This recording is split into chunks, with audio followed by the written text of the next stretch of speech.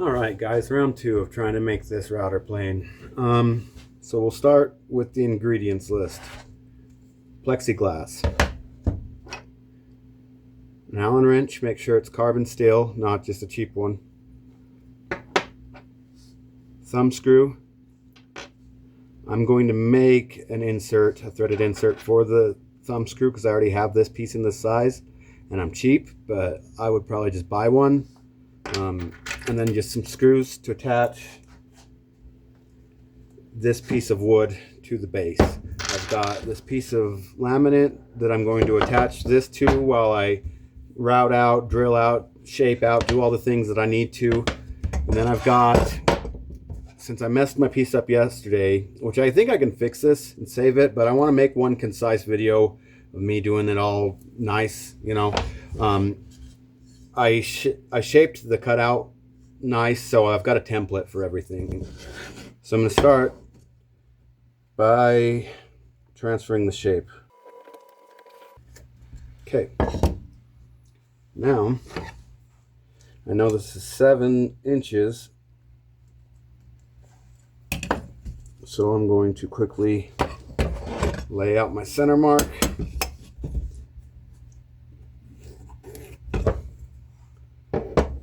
Figure out, I think this is about where I want the opening of the mouth to be. And if I'm using a 1 3/8 because that's my biggest first bit, that means that I am going to need to be at 1/2 inch plus 3/16 is 11/16. That's going to be my mark for where I drill. Now where I really bit it yesterday is the placement of these holes here. That set this way too far forward into this hole. So I'm going to back these holes up this time. So I was 1/4 inch off my center. I want to be, I'm going to go 5/8.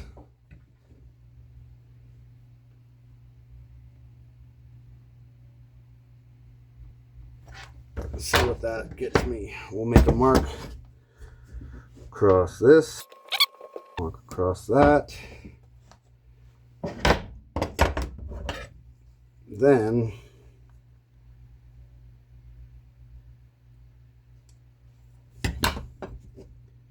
at 1/2 inch, let's say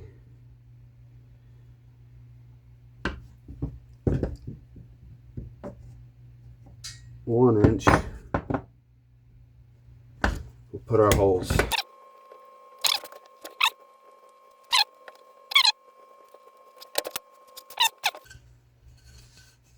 That's what our layout's looking like, guys, at least for this design. So the video I watched, what he does is he takes 2 circular saws, takes like a 4 inch, let's say, and takes like a 2 inch or 1.5 inches or whatever size he used. He cuts out the small, or he cuts out the large hole, and then he cuts out the small hole using that same pilot hole, and his whole router bit is just that circular design, easy peasy. I just want mine a little bit bigger for the bottom structure and to make it look sexy, you know.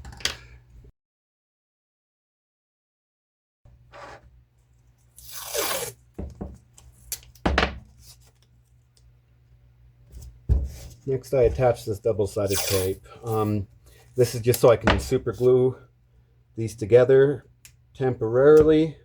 I don't want it on any spot that I need to see the line, which is right there. If I put it right along this line, it'll be okay. That'll be my reference line.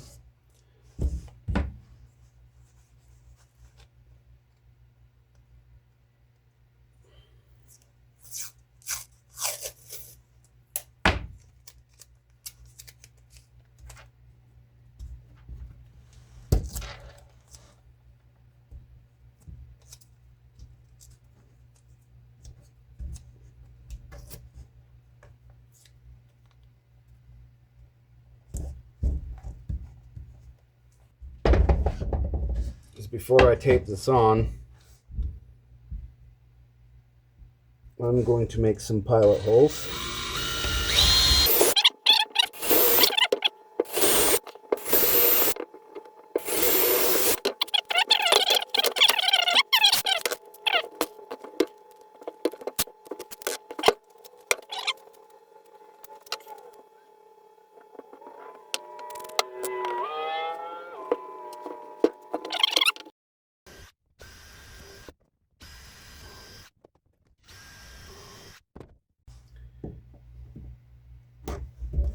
Just cleaning up a little bit. Some of these got a little bit of, you know, some tear out, whatever you want to call it. You know, just the plastic melting. Just clean that up a little bit before I get using my Forstner bits. Last time I used that Miles Craft Guide, I think that's a little redundant for this. It's honestly what messed up my last piece. If you just eyeball the way your Forstner bit's going in, it'll guide you. Okay. There's the mouth. All right. This piece is 7 inches, and this is a 1/2 inch bit. So if I set my wall 3 1/4 from this side of the bit, I'm unplugged while I mess with this. We're already there from yesterday. Just gotta clamp this guy down. Now, the reason that I drilled all this before routing it is because now I can push through, and once I get past into this hole, I'm going to feel it push through. There's going to be no more pressure on it, and I'll know when to pull out, so I'm not going to accidentally go too far in.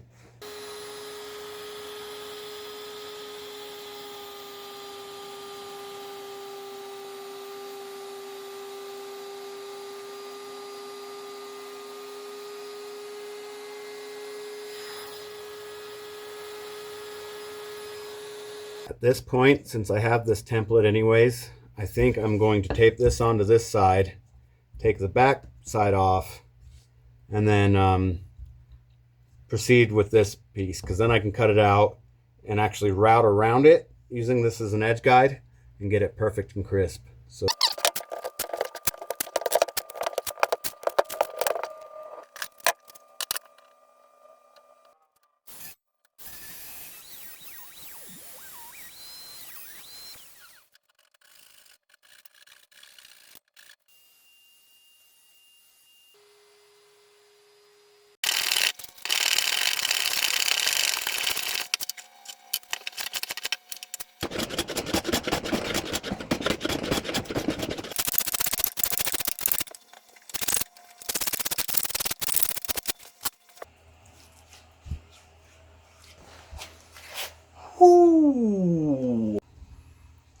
alright, so found my center point both this way and that way. I've already placed a hole for my drill bit. Now I'm going to try to figure out what I want for layout. First thing I'm going to do is grab, this is the Allen key that I'm going to build it out of. I want it to hang out a bit, that way I can get down into a groove. That's probably somewhere about right in there is probably good.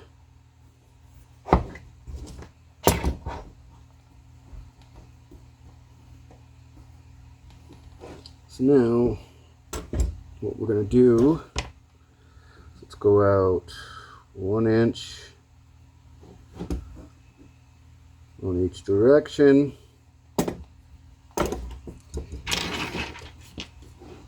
I'm going to use this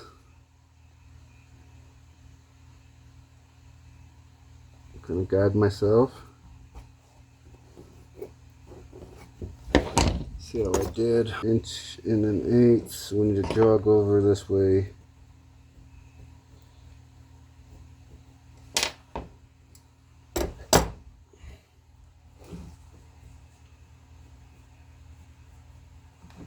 Okay.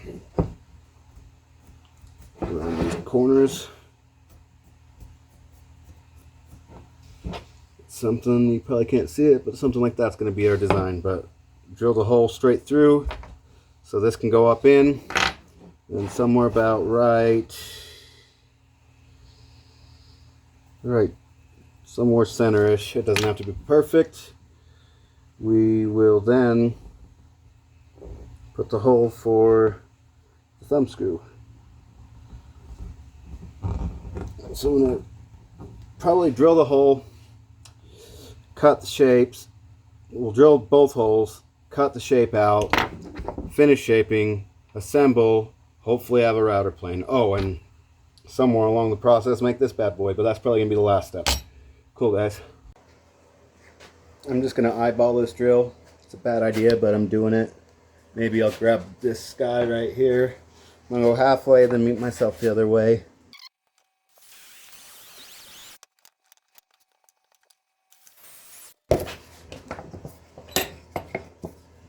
Now I'm going to get the right size bit, and I'm going to drill all the way through. Start out backwards, since I'm tapping into a bit already, or a hole I already did. I'm going to come out, start, and now I don't have any tear out.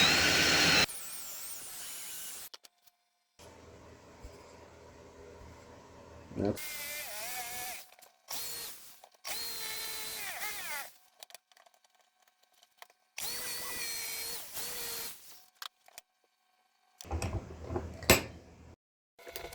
What's up, guys? Here I'm epoxying in the threaded insert.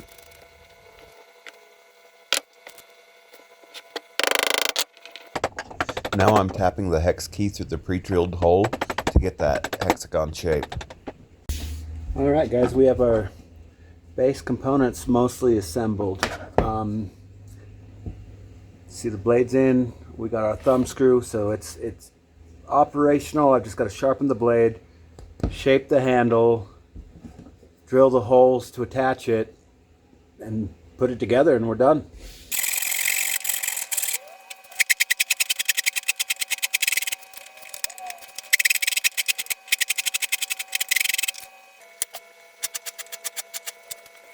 Doing is I'm recessing. Right here is where the blade's going to stick out, so I want to make a little concave right there so that you can see a little better.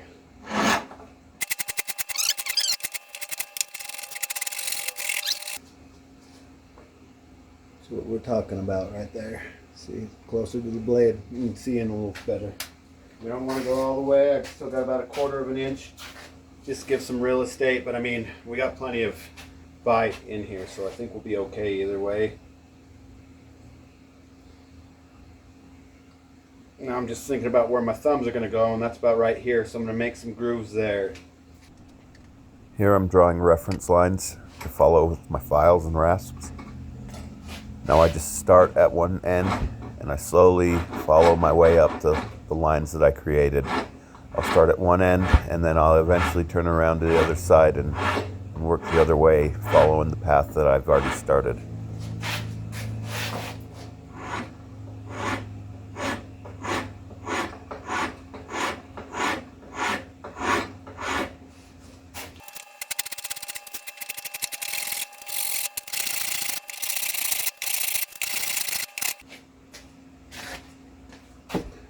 Starting to get a little shape going. So I'm going to carry this out for a while and then report back with you. Alright guys, it's shaped. We got the thumb screw in. So I wanted to keep the shape of the hex key, you know, because that's going to lock it straight forward where I want it. So what I did, you can't really see very well. There we go. I took, this is like a metric. It's a 6mm, and I took a 1/4 inch bit and I drove it through here. Like I drilled this the same size, the 6mm, and then I took a 1/4 inch, which is barely over the 6mm, and I drove it in, and that drove the hexagon shape. Now this just fits right in there, and even without the key turned, it's pretty tight. But then I tighten up the thumb screw, and she ain't going anywhere. It's not moving. So now I just gotta get it clamped down, drill my holes, and assemble it. And I've got myself a router plane. Cool. Clamping slippery plastic to wood isn't easy. Use masking tape and super glue. Don't do what I did. Now I'm drilling for my screws using the pre-drilled holes on the plate.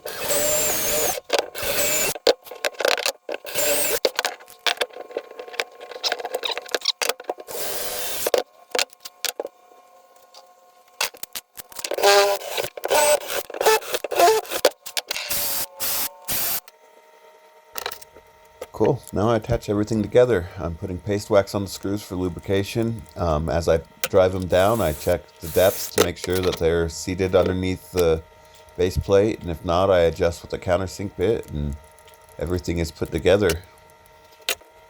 I'm finishing this with a blend of boiled linseed oil, a thinner, and polyurethane. It allows for deep penetration while having more of a natural matte finish. It also is just a wipe on, wipe off process, but I do like to buff it in for a good while to really get it in there deep. Then I just let it sit and wipe it off after.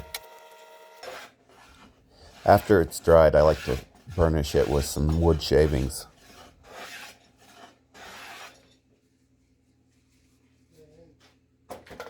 What up? Okay guys, a couple quick adjustments I made. I just put a groove back this way so this fits further back. I wanted it further back on the body. And then I made this little groove here so that this can sit up further, so that when everything's set in, you know, before it was sitting underneath the body fully closed. So all I have left to do is put it back together and shape the blade, and I've got myself a plane. Here I'm taking the hex key to the belt grinder. You want to go slow and dip it, and you want to make sure that you're angling it towards the tip, so the back of it, where the bend is higher than where the point of the blade is. That way the point is the only thing that makes contact. Okay guys, it's done. I haven't tested it yet. I was gonna wait to do that with you guys, but yeah, it's looking pretty slick.